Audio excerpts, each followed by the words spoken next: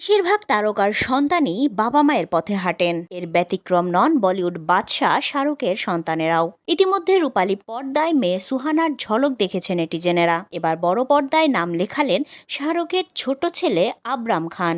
সম্প্রতি মুক্তি পেয়েছে দ্য লায়ন কিং এর দ্বিতীয় কিস্তি মুসাফা দ্য লায়ন কিং সিনেমার ট্রেইলার। সেখানে কণ্ঠ দিয়েছেন শাহরুখ খান ও তার দুই ছেলে।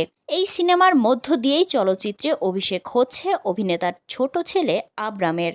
জানা গেছে, সিনেমায় মুসাফার চরিত্রে শাহরুখ খান, শিশু মুসাফার চরিত্রে আবরাম খান আর সিম্বা চরিত্রে কণ্ঠ দিয়েছেন আরিয়ান খান। এর আগে 2019 সালে মুক্তি পাওয়া দ্য লায়ন কিং সিনেমায় কণ্ঠ দিয়েছিলেন শাহরুখ ও তার বড় ছেলে আরিয়ান। প্রায় 5 বছর পর আসছে সিনেমার দ্বিতীয় পর্ব মুসাফা দ্য লায়ন কিং। সেখানেই আরিয়ান শাহরুখের সঙ্গে বিশেষ আকর্ষণ হিসেবে থাকছে আবরাম। দুই ছেলে ও বাবার স্বরে সিংহের গল্পটি দেখার অপেক্ষায় কিং খানের অসংখ্য ভক্ত অনুরাগীরা। সিনেমাটি নির্মাণ করেছেন অস্কার জয়ী পরিচালক ব্যারি জেন্সকিং।